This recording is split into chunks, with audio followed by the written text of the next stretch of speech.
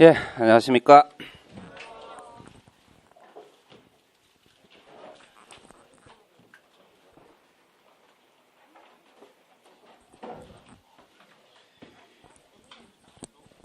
예, 자, 오늘은 필기할 게 좀 있으니까 필기 부분은 영상으로 올릴게요. 뭐 수업 시간에 필기할 수 있는 양 부분은 아닌 것 같으니까 그냥 뭐 적을 수 있는 대로 적고 뭐 나머지 부분은 나중에 영상 따로 올라가는 부분에서 적는다라고 보면 되겠네요. 자, 하나 보자.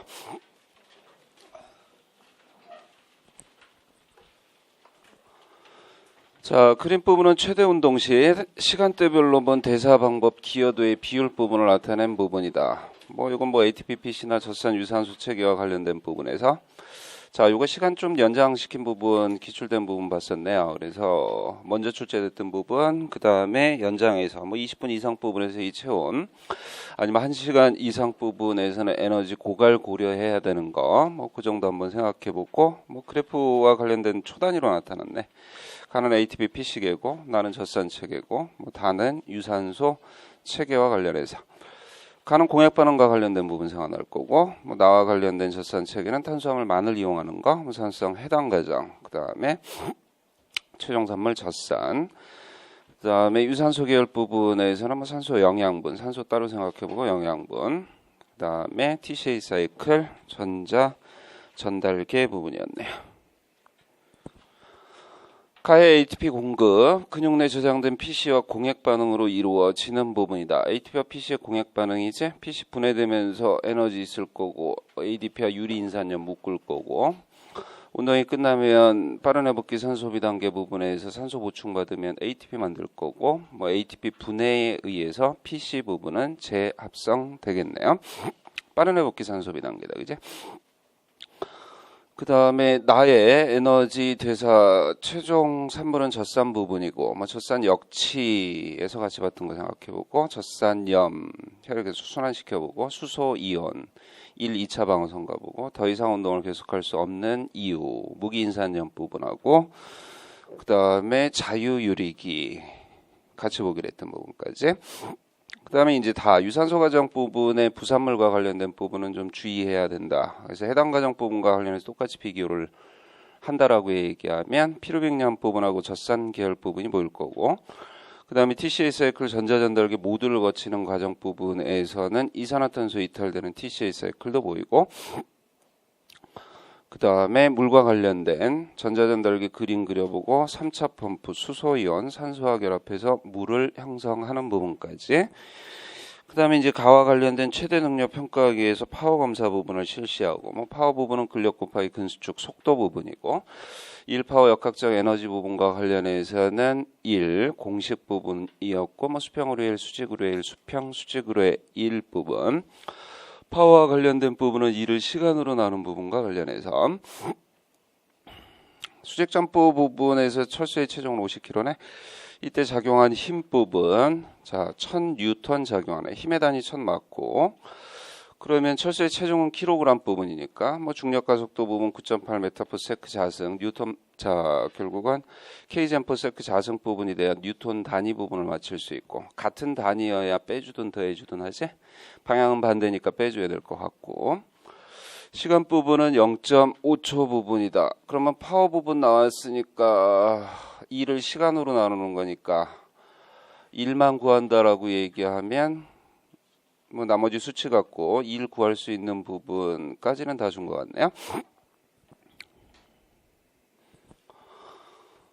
밑줄 기억과 관련해서 빠른 회복기 산소 소비 단계 비젖산 젖산 빠른 회복기 느린 회복기 놓고 뭐 빠른 회복기와 관련된 부분은 ATP-PC나 혹은 저장 산소 부분 물어볼 수 있는 거. 그 다음에 이제 느린 회복기 산소 소비 단계 부분에서는 젖산의 제거뿐만 아니라 체온의 증가 환기작용을 위한 산소 소비 카테콜라민 효과 근그리코겐의 재합성 심장작용을 위한 산소 소비 다 늘어뜨려 출제할 건 아니니까 젖산의 제거뿐만 아니라 체온의 증가 나오는데 체온의 증가 부분은 Q10 효과로 얘기했고 Q10 효과와 관련된 부분은 체온이 증가하면 대사율이 증가한다고 체온이 증가하면 대사율이 증가한다라는 얘기는 체온이 증가된 상태에서 대사하려면 산소 필요하네. 그러면 느린 회복기 산소비 단계 부분에서 안정시보다는 더 많은 산소를 소비해야 되는 관점 부분이네요. 그래서 내가 유일하게 느린 회복기 산소비 단계에서는 Q10 효과 부분이 들어가서 출제 의도 들어갈 수 있는 부분이다. 이렇게 정의해서 봤던 부분. 그 다음에 PC의 보충에 사용되는 기전 부분이다. 뭐 기전 원인과 결과 한번 생각을 해보고, PC 보충은 ATP일 거고, ATP만 쓸지 서술을 하는 부분이면 ATP 분해에 의해 생성된 에너지라고 쓸지, 아니면 필요에 따라 7에서 12kcal까지 또 부연해서 쓰는 사람도 있을 거고, 하여튼 공액반응 부분은 공액반응이 에너지가 기능적으로 연결되어 있는 생학적 표현이기 때문에 어차피 ATP, PC 갖고 ATP를 물어보든 ATP 갖고 PC 부분을 물어보든, PC를 분해하는 크레아틴키나즈 있지? 크레아틴키나즈 속도 조절 요소잖아. 속도 조절 요소는 ADP 농도 높아지면 그에 따라서 자 활성화되는 부분이고, 그거 내분비계와 똑같이 무슨 피드백 방식에 의해 조절된다? 부적 피드백 방식에 의해 조절된다. 뭐 그 정도 배경까지 기억해두면 되겠네요. 그 다음에 이제 밑줄 니은이고, 혈액의 운반 형태 중 대부분을 차지하는 부분이다. 뭐 혈액의 이산화탄소와 관련해서는 중탄산염, 카바미노 헤모글로빈, 그 다음에 혈장, 이 정도를 얘기할 수 있는 거고, 중탄산염 정도는 조금 더 들어가서 물어볼 수 있기는 한데, 결국은 탄산을 형성하면서 중탄산염, 음이온 부분이 되는 거고, 적혈구에서 음이온이 나가게 되면 음이온을 다시 받아야 되는 염화물의 이동 혹은 음이온의 교환 부분이 이루어지네요. 그래서 염소랑 위치 교환 부분이 이루어지는 부분 정도가 조금 더 들어가서 볼 수 있는 부분. 그 수준 아니면 대부분은 뭐 중탄산염, 카바미노 헤모글로빈, 혈장 수준에서 출제되는 거고, 대표적으로 물어볼 수 있는 건 중탄산염이겠네. 수직점프 검사에서 철수, 슬관절 주동근, 신근이겠지 뭐. 수축의 형태는 신장성 수축 이후에 단축성 수축 부분이고, 우리 주동근 수축 부분은 뭐도 보기로 했더라? 띠의 변화도 보기로 했지. 그래서 띠의 변화와 관련해서 IT, AT, HD 어떻게 변하는지 부분도 보기로 했네요. 그 다음에 수직점프 검사에서 철수가 일을 한 거리 부분을 계산하는 부분이네요. 아까 주어진 파워값이 있었고, 힘 곱하기 거리 부분과 관련된 부분에서 힘은 1000N을 주고 있는 부분에서 얘 킬로그램이 50kg 부분이고, 단위 맞춰지는지 보고 10m/s 자승 부분을 할까 말까 그런 거 고민할 거 없어. 뉴턴을 만들어야 빼지. 1000N에서 뉴턴 빼기 뉴턴을 해야 되는 거니까 당연히 50kg에 10m/s 자승 부분을 해줘야 500N이고, 모르는 값 X값 거리 부분은 그거 하나다. 그지? 거리 부분과 관련된 부분으로. 자, 비슷한 부분 우리 역학 부분에서 바벨 들어올리기 동작과 관련해서, 자, 내가 한 일, 바벨이 한 일, 이렇게 1에서 2를 빼줬던 부분이다. 그지? 그럼 1에서 2를 빼줄 때도 1의 단위를 맞춰줘야 되고, 1의 단위를 맞춰줘야 단위가 맞춰져서 빼기가 되는 거지. 그래서 1000N 0.3m 정도 들어올렸다라는 얘기 부분은 800N의 바벨 부분을 똑같이 뉴턴메타 만들어주고 1의 단위로 바꿔주고, 똑같이 뉴턴메타, 어차피 바벨은 밑으로 2를 할 거니까 그 부분과 관련해서 같이 뉴턴메타 하에서 빼주면 60Nm 부분 되겠네요.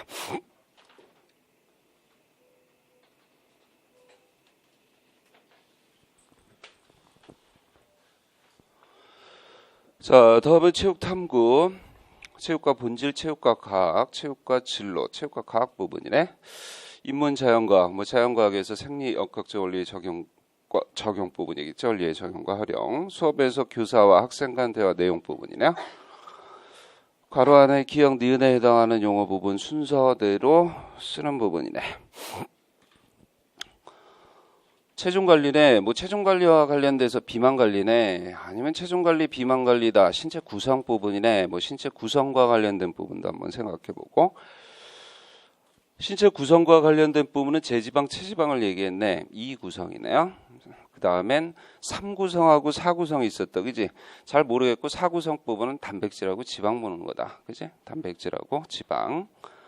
그럼 수분하고 무기질하고 단백질, 지방 부분이 되는 거네요. 묶일 수 있는 3구성 부분은 수분하고 단백질이 묶이든 무기질하고 단백질이 묶이든 뭐 지방하고 묶일 건 없잖아.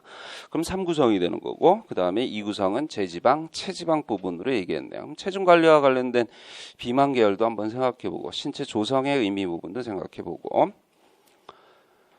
관련된 영양소 이용 부분이 잘 이해가 가질 않는 부분이다. 왜 이해가 안 갈까? 영양소 부분은 뭐 있고 탄수화물, 지방, 단백질에서 출발합니다. 이제 탄수화물, 지방, 단백질 중 체내에 지방으로 축적되는 건 뭐 축적의 의미니까 탄수화물 부분은 일단 분해되면 인체에서 포도당 부분, 단당류 부분으로 얘기했고 다당류 형태에서는 근그리코겐이나 강그리코겐으로 저장되는 거 얘기했네요.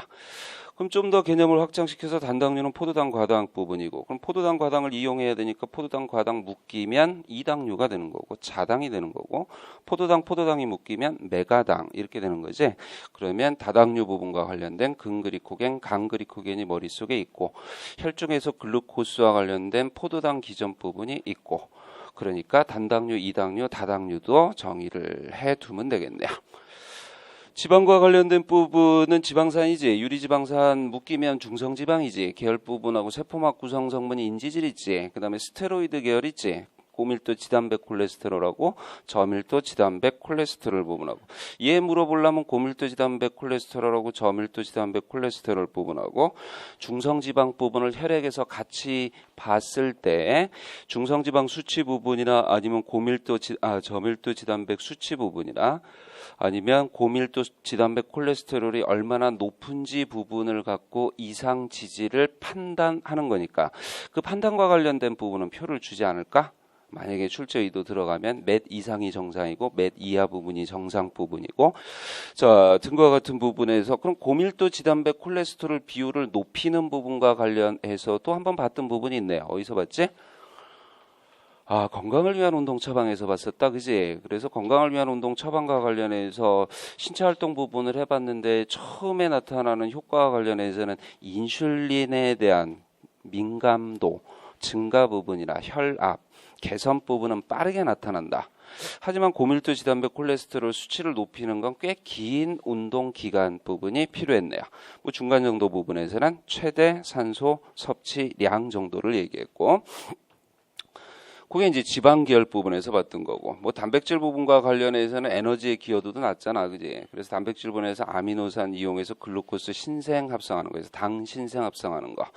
당 신생 합성하는 건 아미노산 계열 말고도 젖산을 이용해서도 당 신생할 수 있다라고 얘기하면 뭐 같은 계열에서 묶어질 수 있는 거고 필수 아미노산인 이솔루이신, 루이신 뭐 등과 같은 부분을 일부러 외울 것까지는 없다. 그거 줄줄이 쓸 일 부분은 없으니까. 그래서 알라닌 글루코스 사이클 정도만 단백질 부분에서 참고적으로 봤던 부분이네요.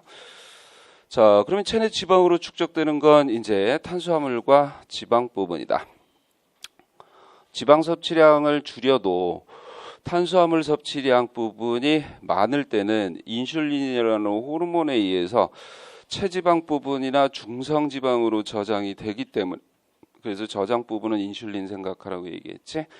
자, 인슐린 부분에서 조금 더 들어가면 이제 쓰는 쪽 부분이 있겠죠. 나중에 근세포와 관련해서 쓰는 거. 기본적으로 인슐린과 관련된 정의 부분과 관련해서는 인슐린 유리지방산. 자, 그래서 혈중 유리지방산이 낮을 수 있는 두 가지 경우 부분에서 인슐린 부분하고 그 다음에 젖산 이렇게 두 가지 부분 정의했던 거. 그 다음에 고인슐린 상태에서 혹은 인슐린이 낮은 상태에서 일형 당뇨인 학생이 운동을 했을 때 고인슐린 상태에서 왜 저혈당이 되고 저인슐린 상태에서 왜 고혈당 부분이 되는지 간에 가서 한번 물어보고 근에 가서 한번 물어본다. 이 정도 정리되어 있는 거. 그 다음에 탄수화물의 과섭취는 체중 조절의 실패 원인이 된다. 그래서 지방은 에너지원으로도 이용되는 거 아닌지. 그래서 탄수화물 지방 에너지원 이용과 관련해서는 강도하고 시간에서 봤었고 뭐 강도 부분에서는 연료 교차로 봤었네요. 지방산이 유산소 대사 과정의 연료로 이용되기 위해서 반드시 아세틸 조효소 A 계열에서 묶여 있는 건 해당 과정, 베타산화 과정, 글루코스 신생 합성.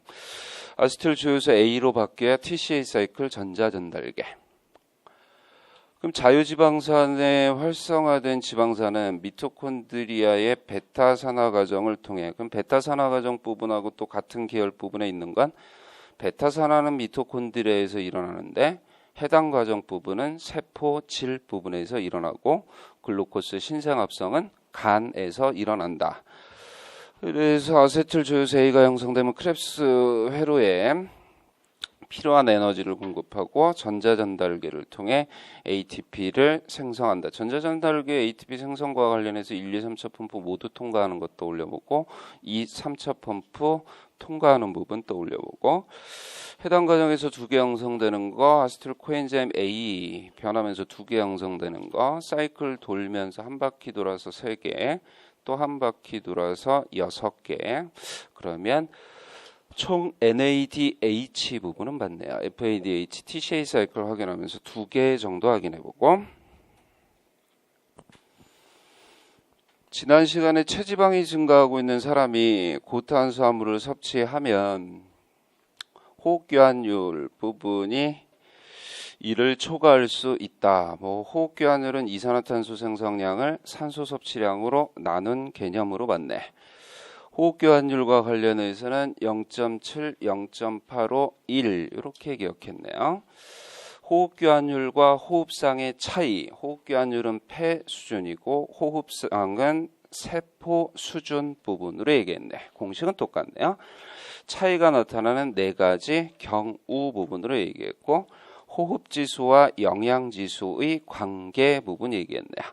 그럼 영양지수 부분을 공식으로 나타내면 똑같이 이산화탄소 생성량을 산소 섭취량으로 나눈 값 똑같네요.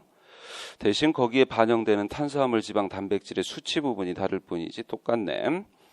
균형 부분 한번 생각해보고 지방이 축적되는 경우는 뭐가 높을 때? 호흡 지수가 높을 때 그러면 이제 호흡 교환율 계열 부분이 정리가 돼 있는 거네. 과다한 칼로리를 체내에 저장하기 위해 탄수화물을 지방으로 전환시키는 과정에서 산소가 떨어져 나오고 이 산소가 대사작용에 이용되기 때문이다. 그래서 스트레스에 의한 과한기는 이를 초과하고 최대 운동 중 대부분 이를 초과하고 최대화 운동 초기 이를 초과할 수 있고 둘 다 회복기에는 일보다 감소할 수 있는 부분이다. 그래서 따로 요거만 기억해 두면 또 머리 정리해보자. 지방과 관련해서 얘기될 수 있는 것들 한번 생각해보자. 에너지 생성 체계와 관련된 부분은 지방은 무산소 대사 갖고 되나? 안 되는 것 같다, 이제. 유산소 대사 부분은 산소 영양분, TCA 사이클 전자전달계 계열 부분이니까 영양분 지방과 관련된 부분은 베타 산화 과정을 거쳐야 되네요. 내가 베타 산화를 물어볼까 아니면 미토콘드리아를 갖고 물어볼까 출제자 고민할 수 있는 영역 부분이 베타 산화 부분이고 생성되는 양과 관련된 130개, 147개 부분은 물어볼 필요는 없을 것 같고, 그치? 그러면 탄수화물 지방과 관련된 부분에서 강도 시간에 따른 연료교차는 그림 그리면 되고 연료교차와 관련된 부분에서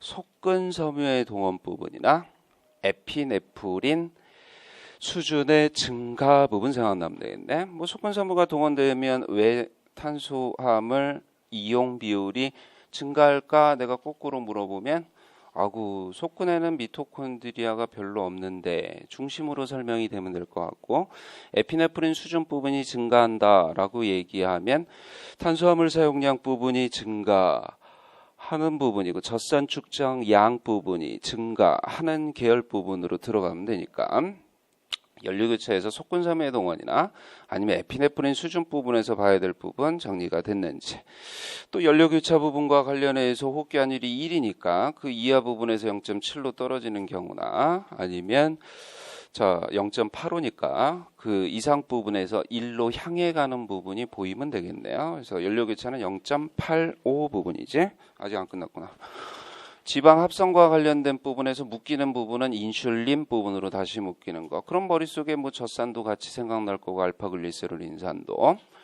중성지방 분해와 관련된 부분은 리파즈 라이페이스라는 효소 활성화시키는 건 에피네프린, 놀에피네프린, 글루카곤뿐만 아니라 성장 호르몬 부분이나 코티졸 부분까지 봤으니까 대부분의 대사조절 호르몬 모두는 또 트레이닝 했네요. 그래서 트레이닝 하면 포도당 절약이 먼저지? 지방산화 비율이 증가하니까 그렇지? 왜 지방산화 비율이 증가하니까 그러니까 내 미토콘드리아 물어봤지? 모세혈관 물어봤지?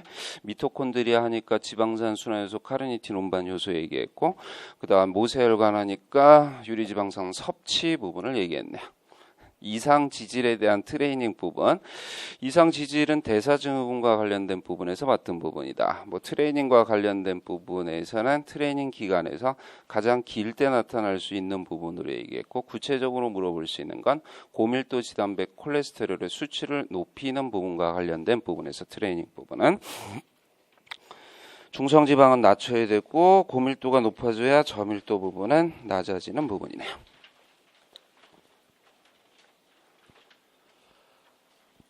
다음은 에너지 대사 과정에 대한 이해 및 적용과 관련된 수업인데 교사 학생 간 나눈 대화네요. 가로 안에 기억 니은에 해당하는 용어, 또 계산값 부분 순서대로 쓰는 부분이네.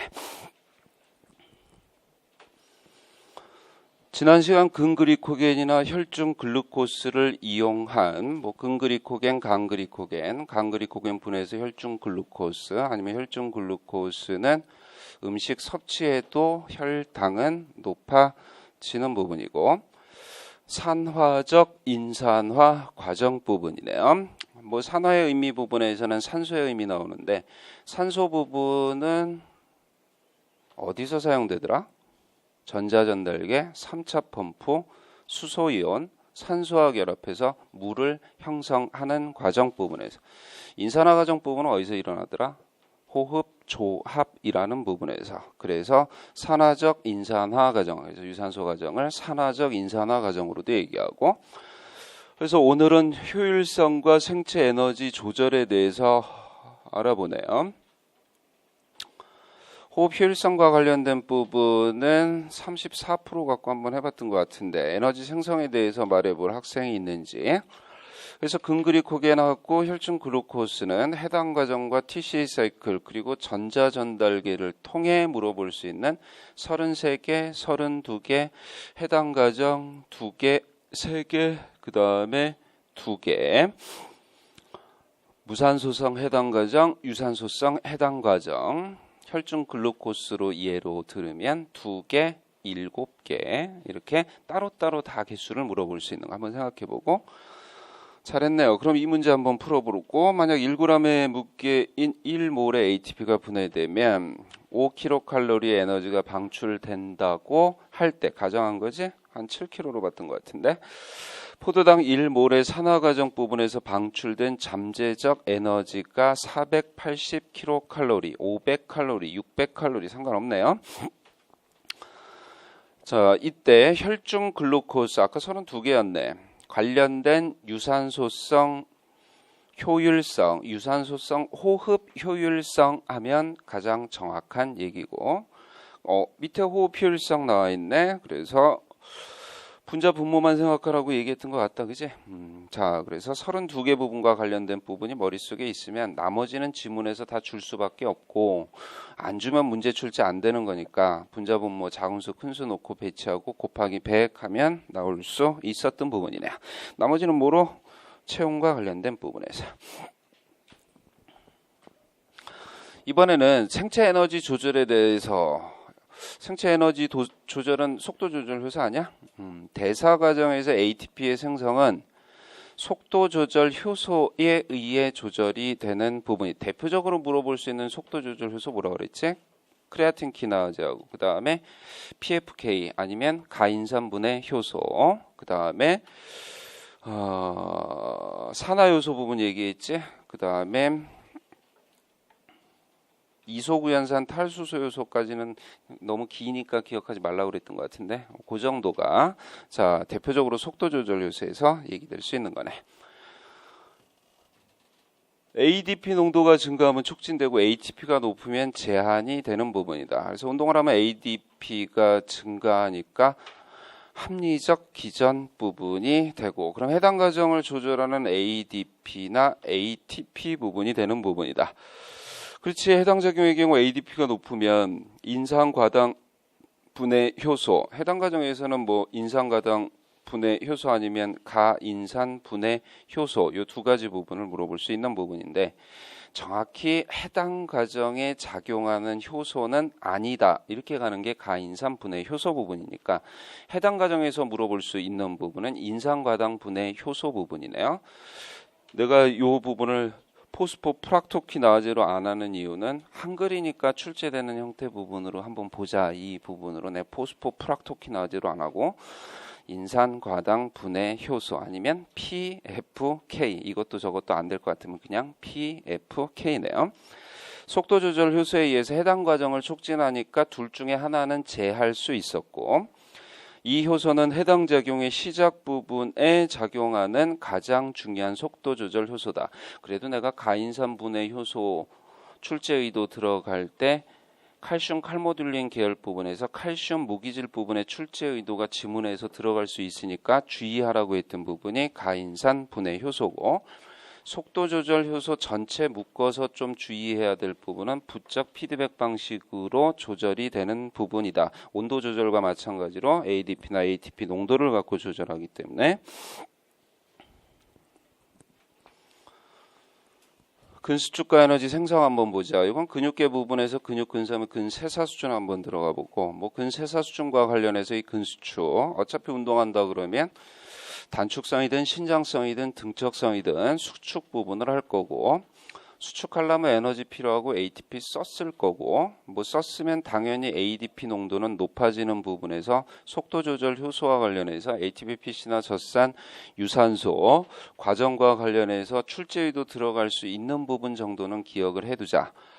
그리고 유산소 과정의 ATP 생성량과 관련해서는 근그리코겐, 강그리코겐 아니면 혈중 글루코스 부분을 갖고 33개나 32개의 총 ATP 생성량 부분도 받고 무산성 해당이나 유산성 해당 과정 부분에서 2개나 7개 나올 수 있는 경우의 수 부분도 생각해보고 TCA 사이클은 2개의 피루빅염 중심 부분으로 다 설명을 하니까 필요하면 하나의 피루빅염 갖고 움직이는지 2개의 피루빅염 갖고 움직이는지 그 부분만 주의를 해두면 그렇게 ATP 생성하는 부분과 관련된 호흡 효율성과 관련된 부분 그래서 분자분모 공식 곱하기 100 부분에서 작은수 큰수 32개 넣을지 33개 넣을지 그것만 고민해주면 된다. 그리고 나머지 부분은 체온 증가 계열이니까 체온 증가와 관련해서는 시상하부 전엽과 후엽 부분으로 들어가면 되겠죠.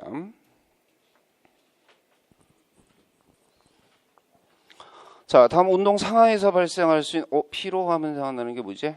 중추신경계의 피로, 말초신경계의 피로, 에너지 생성 체계에서의 피로.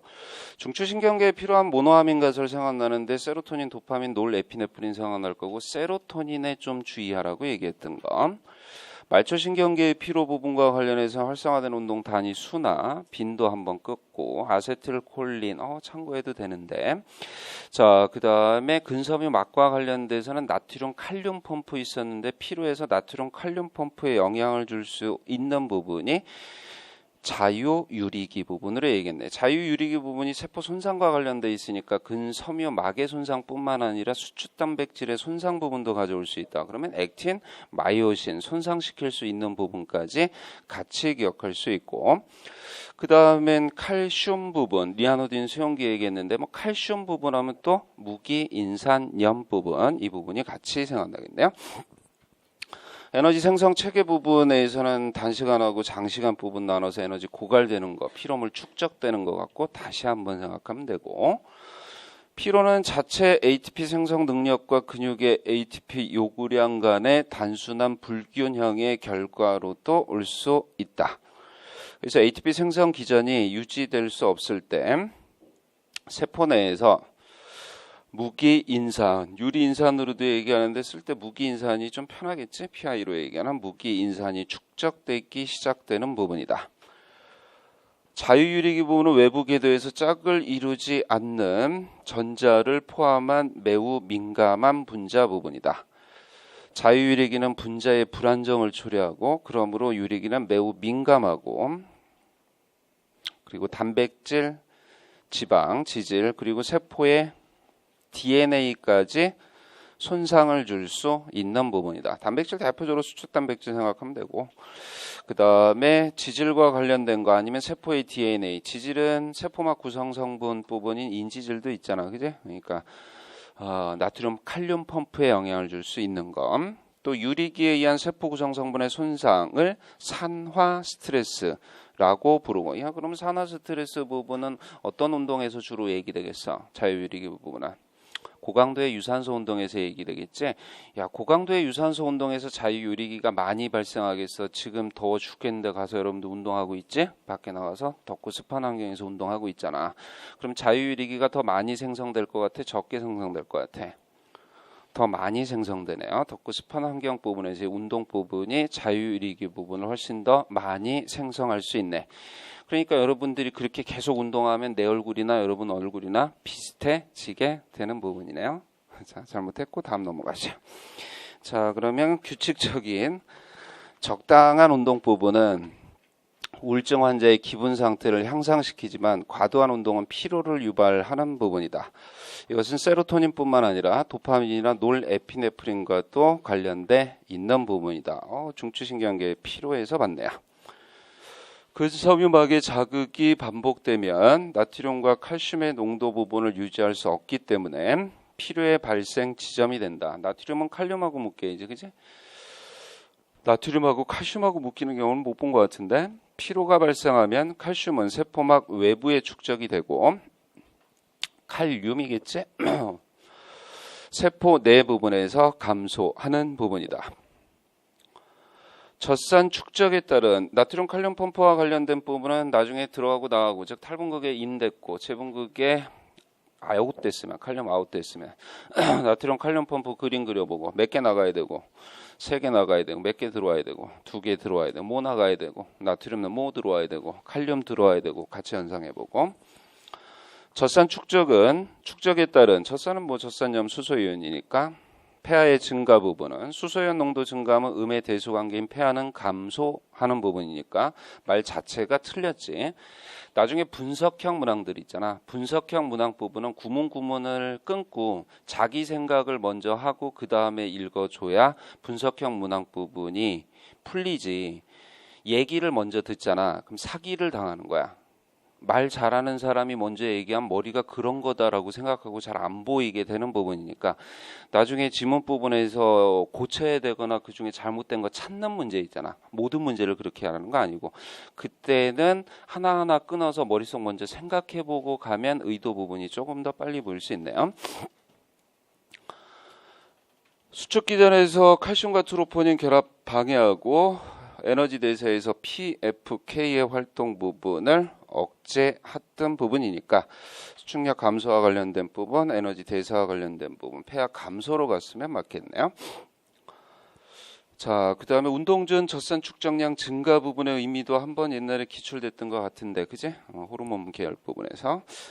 신장성 운동 부분은 신장성 운동, 신장성 수축 머릿속에 생각해보고 구조적 손상, 염증성 반응, 아니면 근비대 부분 가져올 수 있는 형태, 아니면 등척성 수축과 관련된 부분 생각해보고 그것보다 장력을 더 높게 발휘할 수 있는 부분이 신장성 수축에서 속도가 더 빨랐을 때, 그래서 신장성 수축이나 운동의 형태 부분에서 같이 한번 봐주고, 근섬유막의 물리적 분열을 일으킬 수 있고 이후 근긴장 부분을 일으키기 위한 능력 부분을 감소시킬 수 있는 부분이다. 그렇죠? 신장성 수축에 의한 운동 부분은 이와 같은 부분이 이루어질 수 있네요.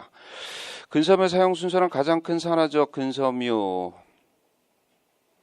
유형에서 가장 작은 산화적 섬유 능력을 가진 근섬유 형태로 이동한다. 근섬유 형태의 이동 부분은 순차적 동원의 원리, 크기의 원리 한번 생각해보고, 크기의 원리와 관련해서 저강도, 중강도, 고강도고, 그럼 ST 섬유가 먼저 이용되는 부분인데 ST 섬유 부분이 가장 큰 산화 능력을 갖고 있는지 생각하면 되죠. 그럼 산화 잠재력과 관련된 세 가지 요인은 모세혈관, 미토콘드리아, 그 다음에 마이오글로빈 부분이네요. 그 다음에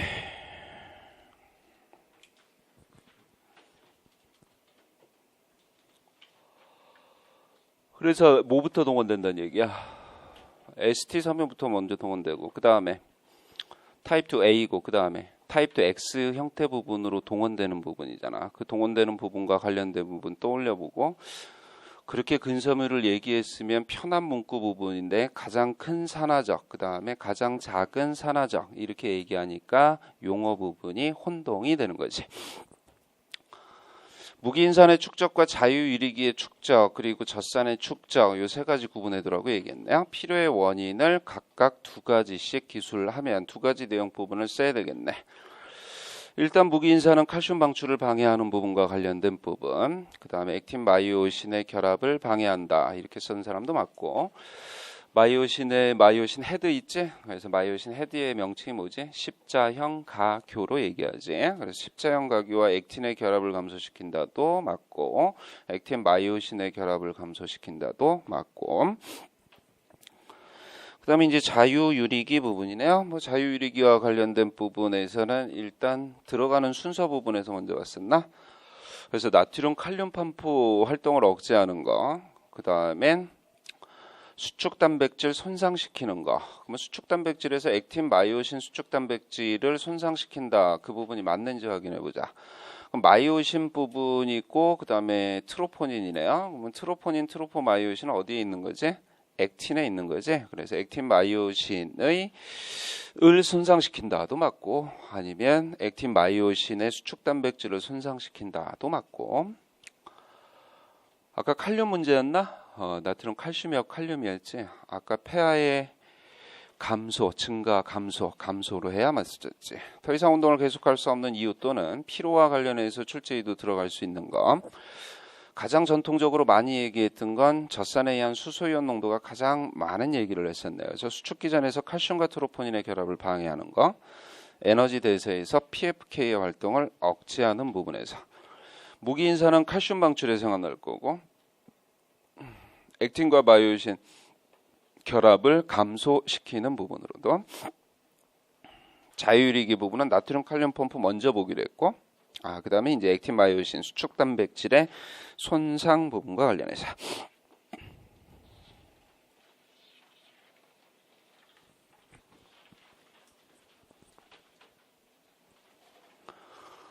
운동과 관련된 생리학적 현상 부분에 대한 설명 부분이다.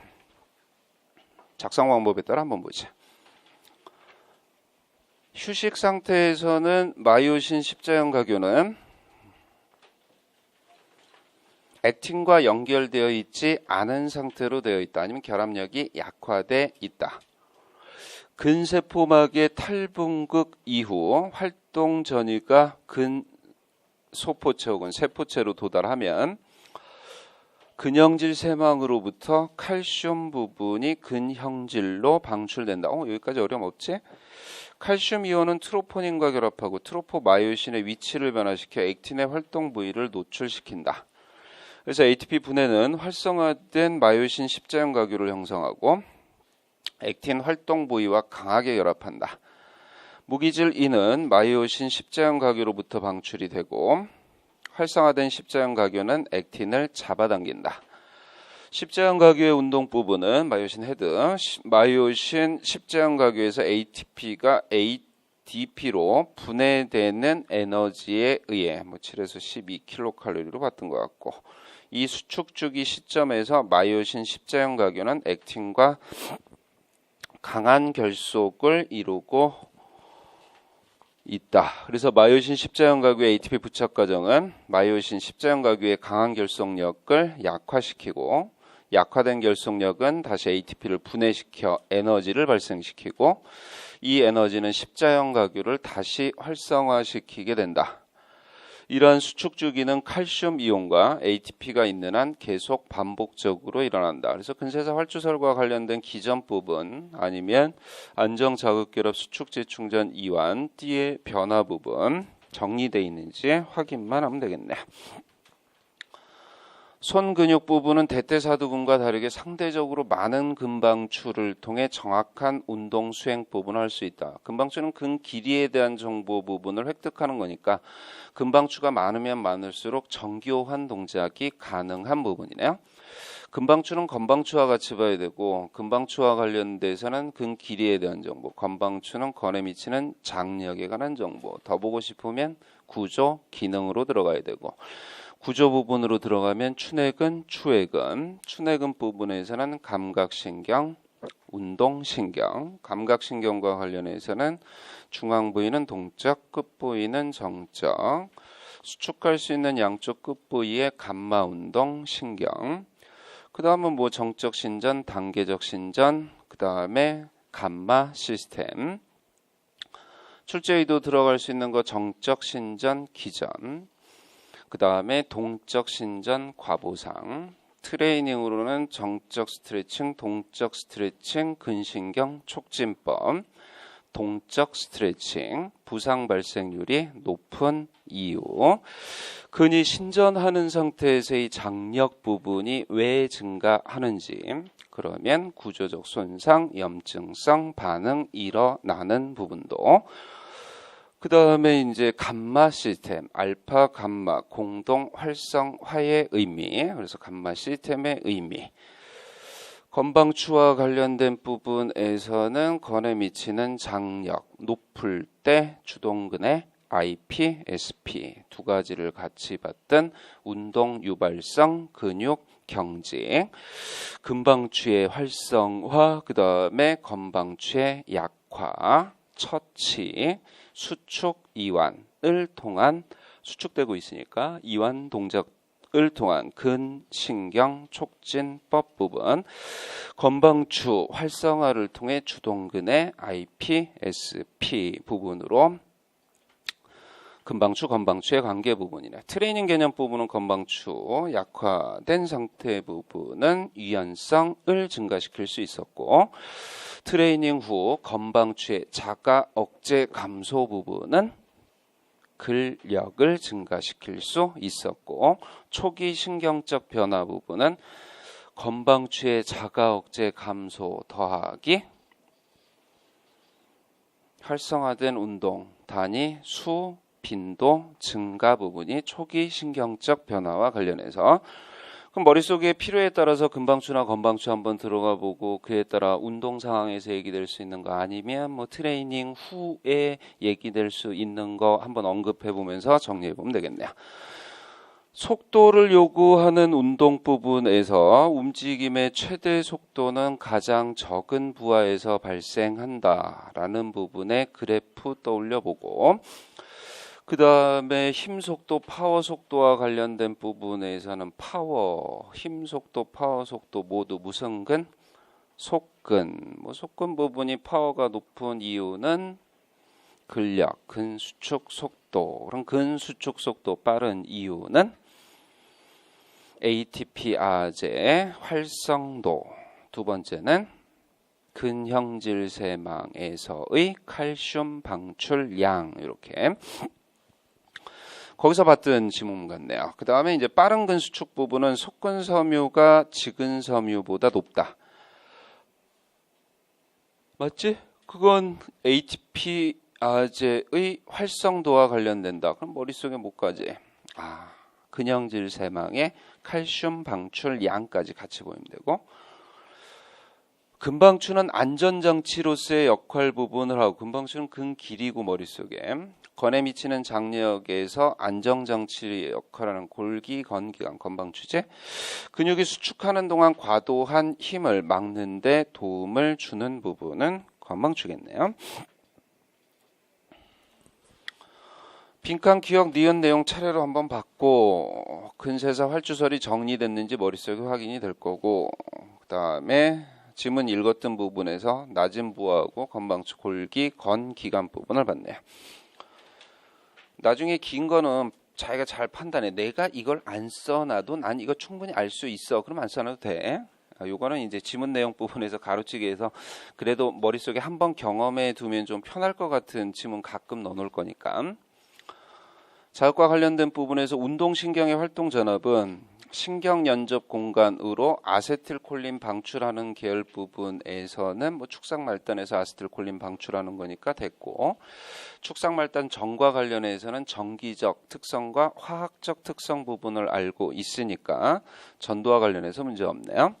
아세틸콜린은 운동 말판의 수용체와 결합해서 탈분극을 유도하는 말판 전이를 야기시키게 되고, 그래서 탈분극의 의미 부분에서 아세틸콜린과 관련된 부분은 그 후막에서 주로 물어보는 건 탈분극이고, 탈분극이 일어나는 활동 전이가 발생하는 계열은 문맥에 따라 그렇게 써 있는 거지, 어차피 탈분극이 일어나는 활동 전이 발생하겠네요. 근육 내 T세간, 근형질 세망, 가로 소관으로도 얘기하는 T세간이네요. 이렇게 탈분극이 일어나면 근형질 세망으로부터 칼슘 이온이 방출되는 부분이다. 야, 그러면 칼슘 앞으로도 많은 얘기하겠네요. 칼슘과 관련된 부분은 뭐니까?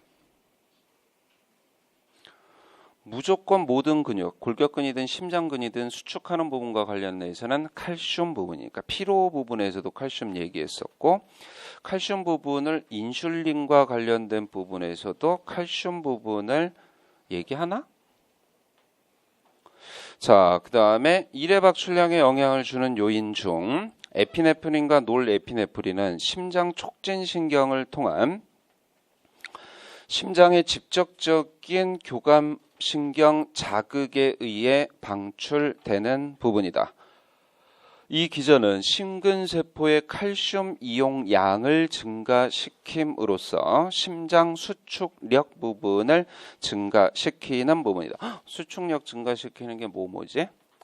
교감신경하고 또 프랭크 스탈링의 심장 법칙이지. 스탈링의 심장 법칙이 수축력을 증가시킬 수 있죠. 교감신경을 물어보기보다 뭐를 물어보기 좋다고? 칼슘. 그래서 근육계 부분에서 근세포 들어가면서 어차피 T세간, 근형질, 세망, 소포, 칼슘 이거 볼 때 머릿속에 심장근도 칼슘 이거 같이 생각하면 되잖아.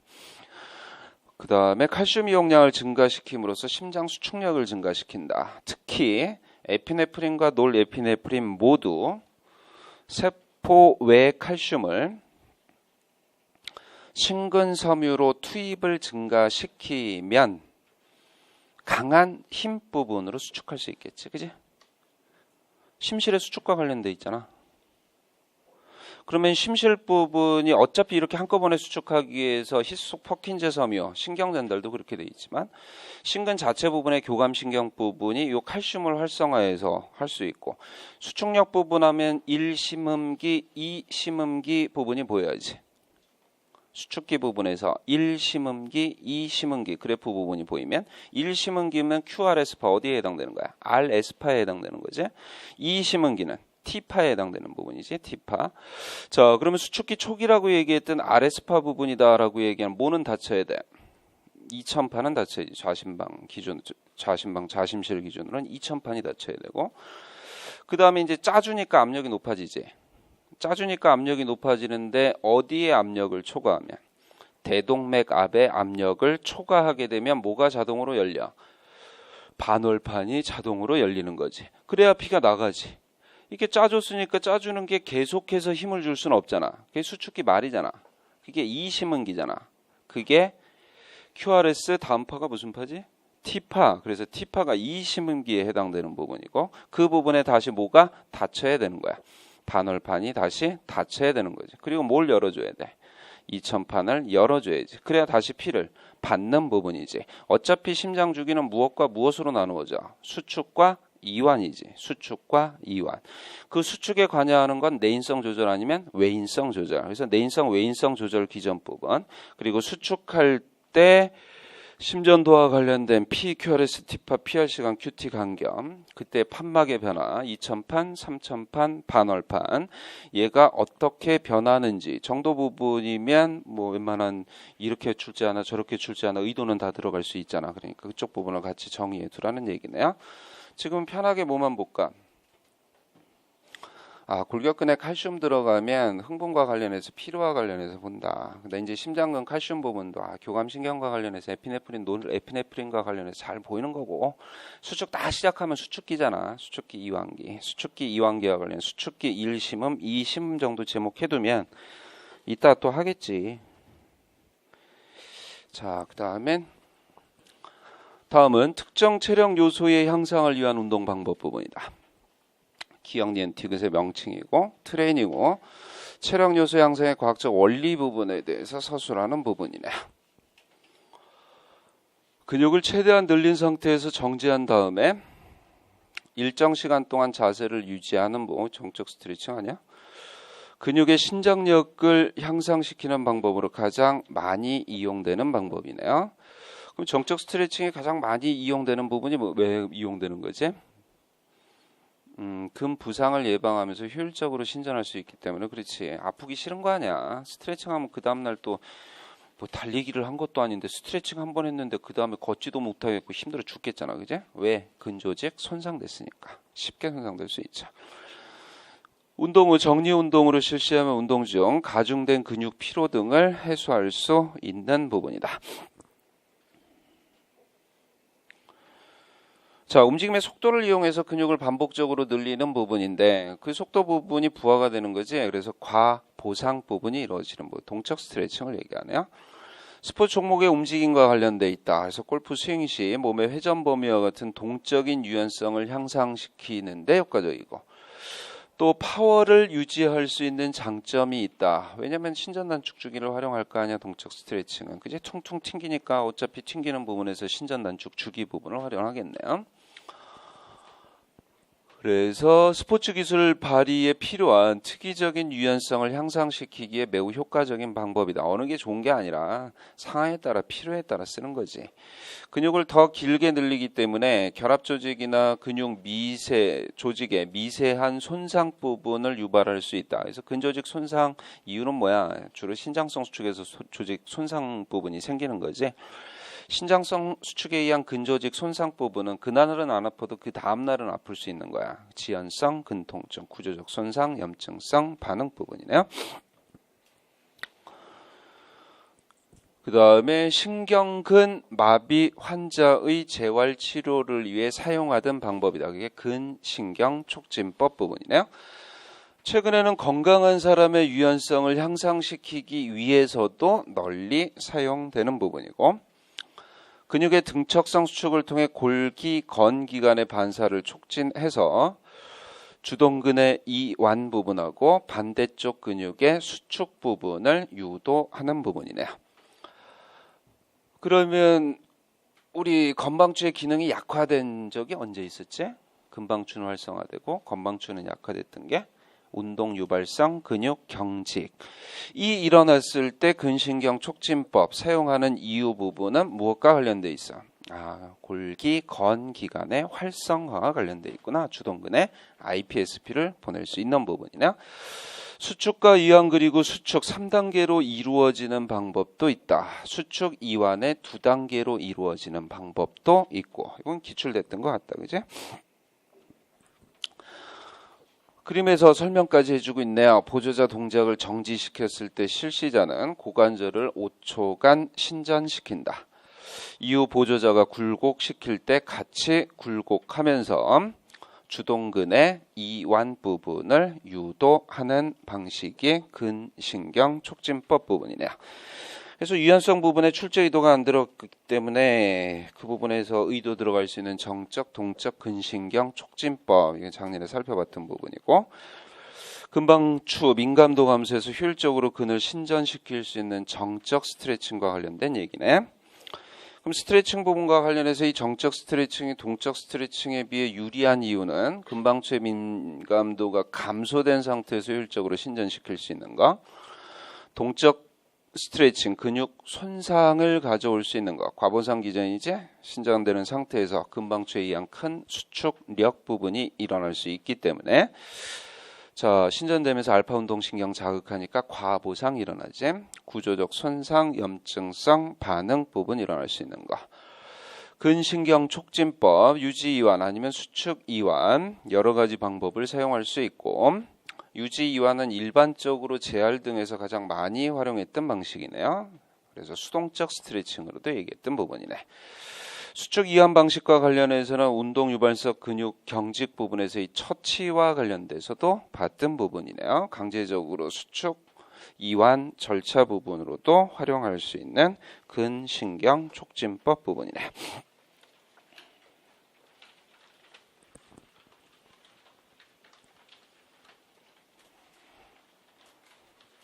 자, 다음 호흡순환계 교사학습 지도안이네요. 호흡기하고 순환계 구조기능 보고 있는데 자 그러면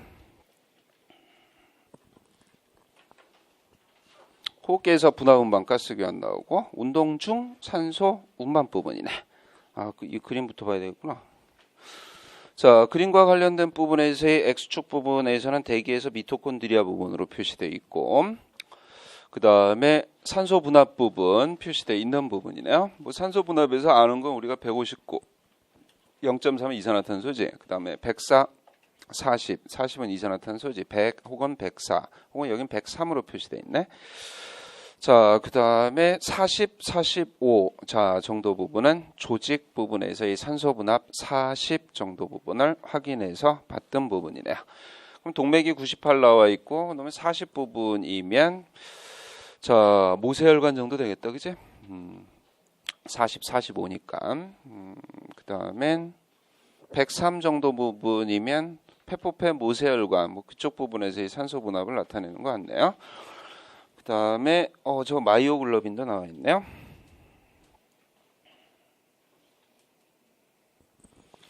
그럼 폐포제 가스 교환과 관련된 이산화탄소는 중탄산염, 카바미노 헤모글로빈, 혈장을 통해서 운반이 되는 부분. 가장 많이 차지하는 건 뭐더라?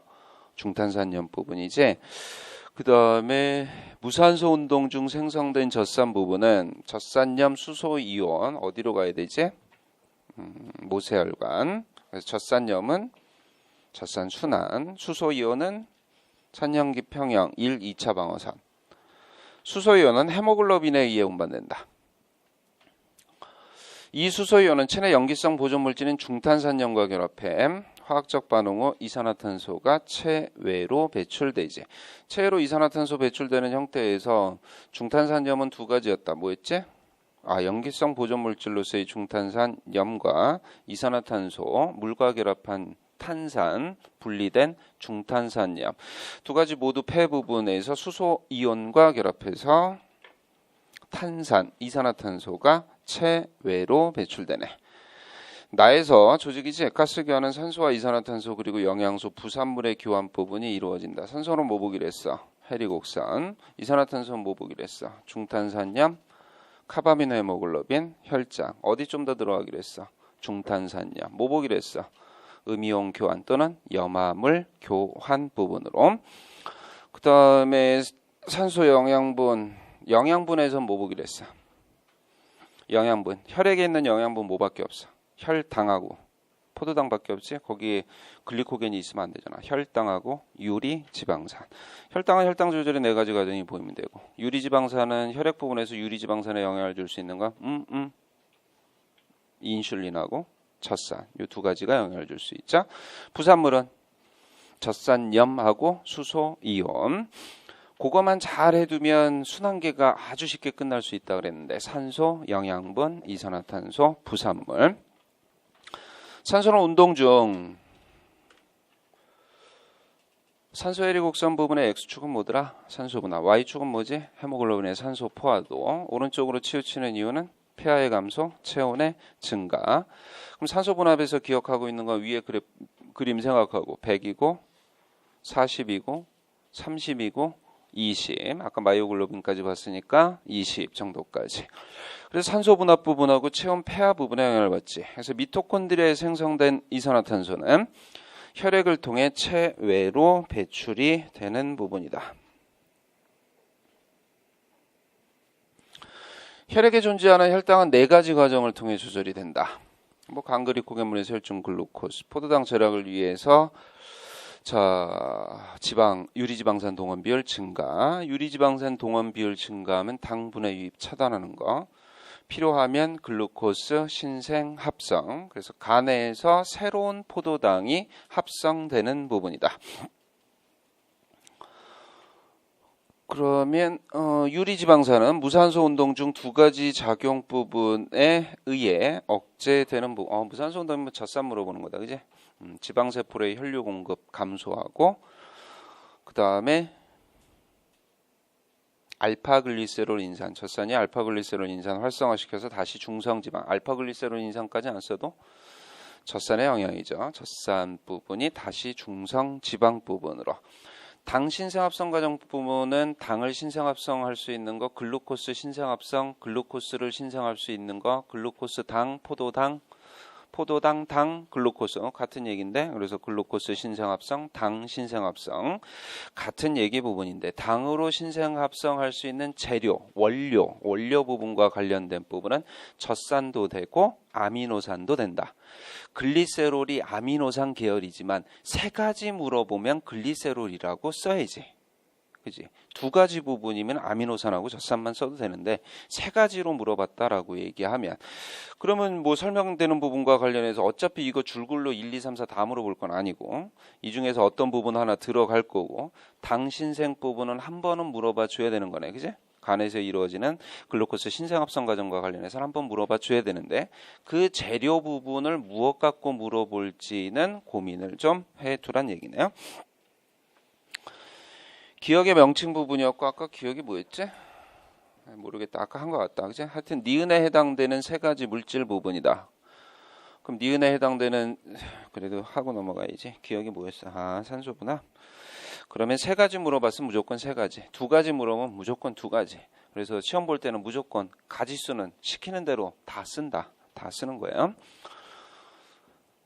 그 다음에 밑줄 디귿에 해당하는 내용과 관련돼서는 지방세포의 혈류 공급 감소하고 젖산 축적에 따른 중성지방 저장까지도 맞아.